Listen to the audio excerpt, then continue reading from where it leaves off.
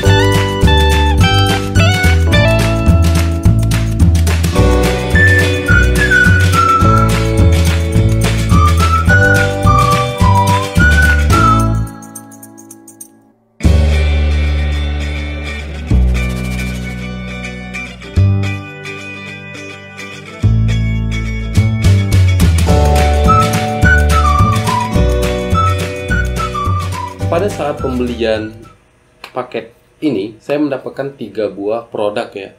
Yang pertama ada obeng kayak gini. Terus ini juga obeng tapi bentuknya beda. Terus baru sama ininya.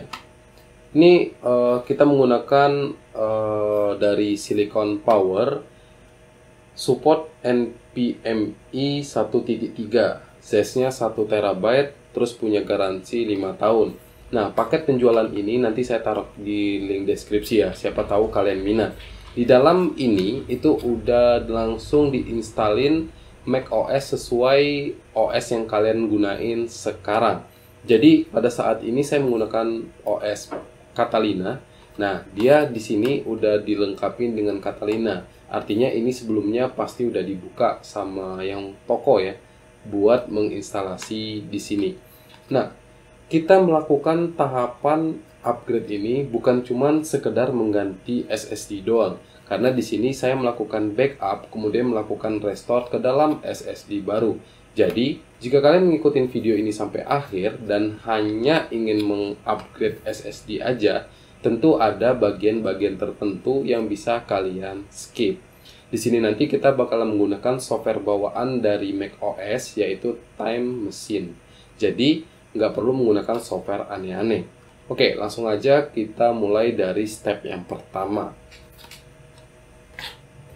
Step pertama, kalian butuh yang namanya hard disk eksternal. Gunanya untuk membackup data yang ada pada OS sebelumnya. Di sini kita harus membagi partisi karena kalau tidak nanti data kalian yang di hard disk eksternal itu bisa hilang. Jadi di sini saya telah menyiapkan seukuran dengan hard disk sebelumnya.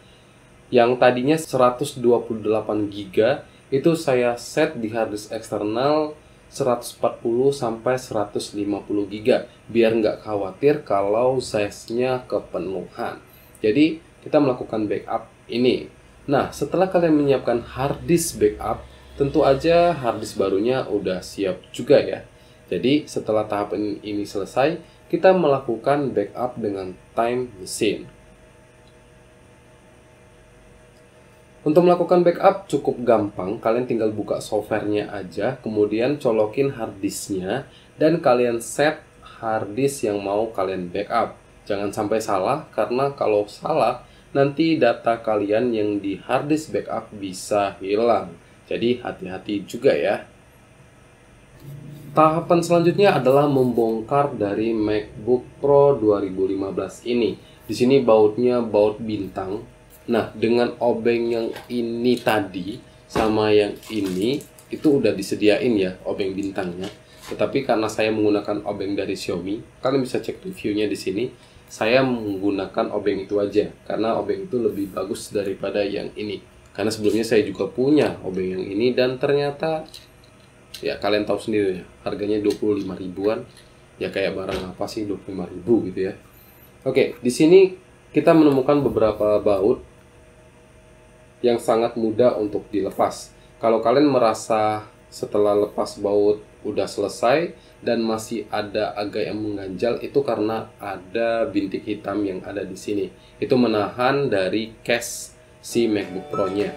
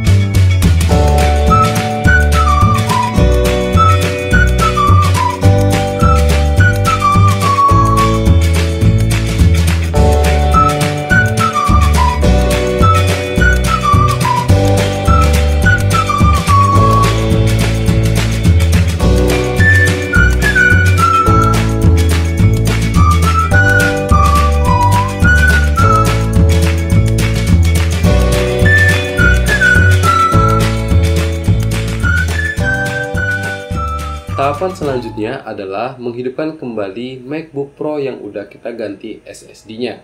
Pastiin kalian mencolok harddisk eksternal, karena kita bakalan melakukan restore di bagian sini.